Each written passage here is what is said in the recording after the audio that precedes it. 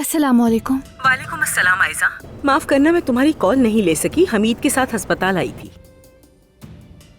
उम्मीद है सब खैरियत होगी। टेस्ट के लिए अंदर गए हैं। सूरत हाल तुम जानती हो, बल्कि सिर्फ तुम ही जानती हो सब कुछ। असल में मैं भी आपसे इसी बारे में नाइला साहिबा बात करना चाहती। ऐसे 1 मिनट रुकना जरा। डॉक्टर साहब आपको रूम में बुला रहे हैं, कुछ बात करनी है। ठीक है आयजा बेटी, मुझे बुला रहे हैं, फिर बात करती हूँ।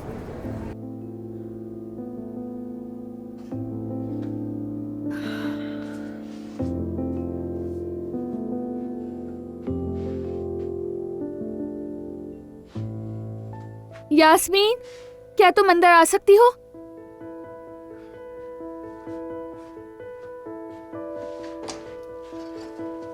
आओ आओ।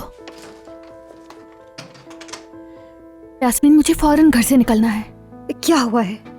नाइला साहिबा से बात हुई तुम्हारी? इसीलिए तो जाना है। ये बात फोन पर नहीं हो सकती।